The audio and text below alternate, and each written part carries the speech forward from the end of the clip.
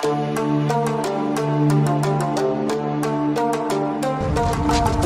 pada saat itu, nah, itu untuk dorong lawan ke belakang. Tapi kalau untuk meng-KO itu bisa sasaran ini, kemaluan atau dagu. Jadi langsung ke dagu bisa. Nah, jadi langsung tanpa ancang-ancang.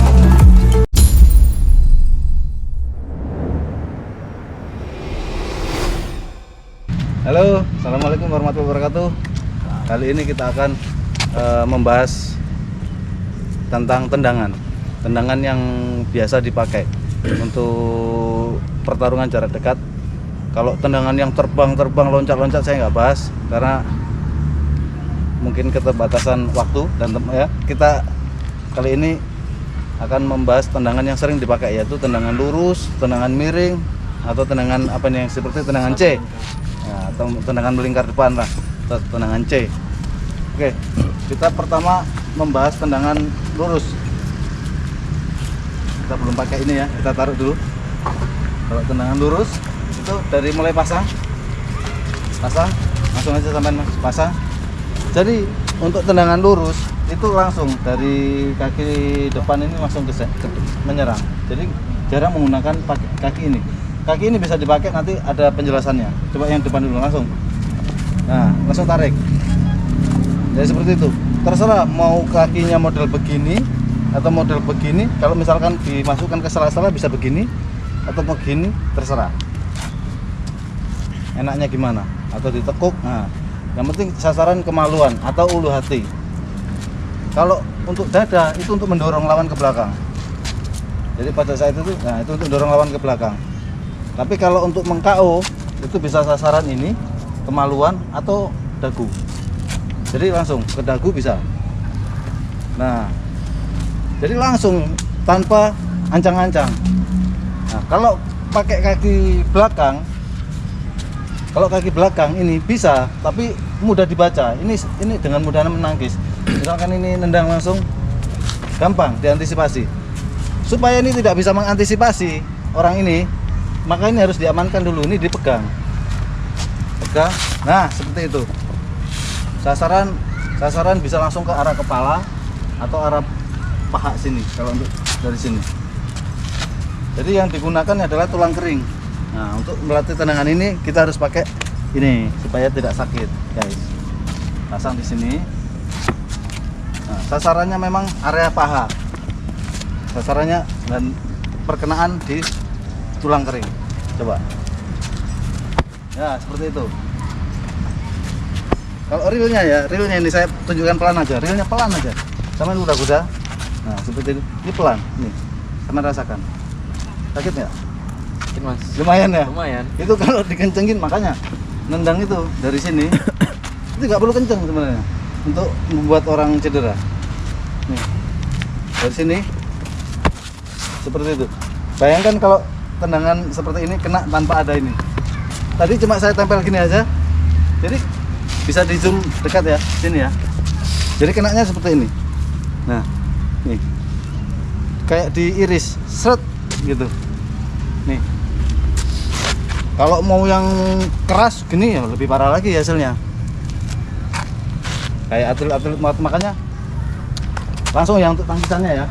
Makanya untuk tangkisannya, untuk menangkisnya itu bisa kita tangkis dengan ini, dengan cara mengangkat sini atau dengan membengkokkan ini. Ya betul ya, dengan membengkokkan. Jadi pada saat kita tendang, taruh ini. Pada saat kita sampai tendang memutar. Nah, seperti itu. Jadi kalau yang terkena bagian ini sakit, tapi nggak sampai separah inilah kalau kena. Kalau tidak sempat menangkis. Coba lagi. Nah, jangan terlalu memutar, cukup segini aja. Nah, segitu aja. Lagi. Satu. Oke, ulangi lagi. Hai. Nah, tarik. Nah, seperti itu. Tapi kalau untuk real pengaplikasinya setelah nendang itu jangan ditarik ke belakang, tapi jatuh ke depan, langsung disambung dengan siku. Coba. Tendang. Nah, ini bisa diambil. Tangan ini bisa diambil langsung ke ini siku. Jadi kalau aplikasi seperti itu, habis tendang. Nah, seperti itu. Jadi memang langsung ya, dihabisin. Satu, turun. Ya, seperti itu. Kalau memang bisa turun itu juga bisa. Nah, pukulan. Kalau memang kita mau nangkep orang ini penjahat dan sebagainya, kita langsung ambil dua kali kaki dua-duanya. Kita ambil, jatuh ya. Nah, setelah jatuh baru kita kunci. Itu bisa kita amankan. Seperti ini.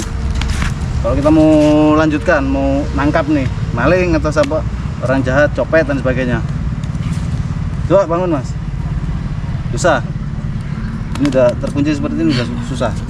Dari sini kita bisa borgol. Kalau dia nggak mau ngasih tangannya, tinggal dipukul aja sampai mau ngasih tangannya. Oke? Itu aplikasinya. Jadi saya senang langsung aplikasi. Karena kita nggak mengajari basic. Karena kalau basic, rekan-rekan saya ini sudah mengalami semua basic, udah mungkin tendangannya lebih bagus dari saya, tangkisannya pun lebih bagus. Saya hanya menunjukkan aplikasi aja. Oke, ini apa? Seperti itu. Terus tendangan ini sudah ya. Nah, oh ya, untuk mengangkat, seperti itu. Ada lagi, ketika menendang itu ditangkis dengan mengangkat kaki. Coba tendang. Nah, untuk mengangkat kaki itu jangan terlalu tinggi. Kenapa? Kalau kakinya terlalu tinggi, karena kalau lawannya nendang itu kadang sasarannya nggak cuma ini. Jadi kalau misalkan agak mundur mas. Jadi saya sasarannya seperti ini. Jadi misalkan supaya nggak sakit lapis ini ya, di sini. Nah ini di sini. Udah kita berdiri gitu aja. Jadi misalkan ngangkat kakinya terlalu tinggi, bisa di zoom ke sini. Angkat kaki terlalu tinggi, angkat. Nah ini yang kena. Kalau sisi ini yang kena itu lebih fatal lagi. Ya jadi kita main safety aja. Pada saat kuda-kuda seperti ini, saya tendang, ngangkat kaki. Nah ini yang kena. Makanya ngangkatnya cukup segini aja. Coba dipraktekin. Nangkisnya dikit aja. Ya. Nah seperti itu aja. Lagi. Nah setelah menangkis, turun bisa membalas. Yuk, turun. Nah seperti itu. Demikian juga yang nendang itu pun bisa nyerang. Jadi sebenarnya sama, mempunyai peluang yang sama. Makanya harus tetap menutup ini, waspada rahang kalau di pertarungan di ring ya. Tapi kalau pertarungan bebas di jalanan dan sebagainya harus diwaspadai semuanya, karena kemaluan bisa jadi sasaran, mata dan sebagainya bisa jadi sasaran karena nggak ada aturan. Saya coba lagi. Nah seperti itu. Nah sekarang kalau sasarannya tendangan ke sini. Kalau ini kan namanya low kick ya, low kick. Ada lagi yang ini high, sedang, middle kick, sasaran sini. Kalau high yang sini. Nah sekarang middle kick ini sasarannya ada rusuk ya, bisa rusuk, bisa juga bagian paha atas. Jadi pada saat kena tendangan itu kita bisa ngeblok atau kita bisa tangkap dan sebagainya. Contohnya misalnya kalau untuk tendangan tadi, tendangan C seperti itu. Nah, perkenalan seperti itu. Makanya pada saat ini bisa ditangkis dengan seperti ini, langsung turun. Oke. Tapi kalau sasarannya di sini, kalau sasarannya posisinya di sini, dia akan mendapatkan hantaman yang sangat keras. Maka untuk supaya mengurangi hantaman yang keras, kaki ini harus melangkah ke sini sebelum menangkap atau ngeblok. Ngebloknya pakai ini ya, bukan pakai ini. Kalau mau ngeblok begini. Ini melindungi sini. Nah, ini untuk ngeblok. Coba. Nah, seperti itu. Lagi, ulangi lagi. Kalau sasarannya tendang keras ya, agak keras. Nah, makanya semakin geser ke sini, sampai ngebloknya jangan di sini, ngebloknya agak ke sini. Itu lebih ringan. Coba. Hei. Lebih pelan. Enggak kayak tadi. Padahal udah tendang keras kan? Tendang keras. Nah, rasanya gimana dengan sampai tetap di sini? Begini, coba yang begini aja. Diam di tempat. Lebih keras yang di sini. Nah, makanya untuk mengurangi efek dari tendangan tadi, itu badan bergeser satu langkah ke sini. Dengan bergeser satu langkah, power tendangan akan berkurang. Jadi kita nangkisnya pun nggak sampai mencederai tangan kita. Kenapa? Karena kalau kita menghadapi lawan yang profesional, mempunyai tendangan yang sangat kuat, kita tidak terbiasa menangkis tendangan keras, ini bisa patah juga gitu loh. Tangan pun bisa patah. Makanya untuk itu kita harus geser kalau tendangan. Tapi kalau tendangannya, kalau orangnya udah terlatih, orang-orang Muay Thai itu langsung ditangkap dia. Tendang pelang sini mas, langsung tangkap. Nah seperti ini. Ini kalau untuk orang-orang yang udah terlatih bagian rusuknya. Jadi sini udah terlatih. Jadi kalau atlet-atlet profesional itu dia mempunyai metode khusus untuk mengeraskan bagian ini. Apakah diginiin terus sama pelatihnya, dilatih, ada metodenya supaya kena tendangan dia tidak apa-apa. Jadi kalau kayak atlet-atlet Muay Thai itu kena tendang sini itu biasa dia.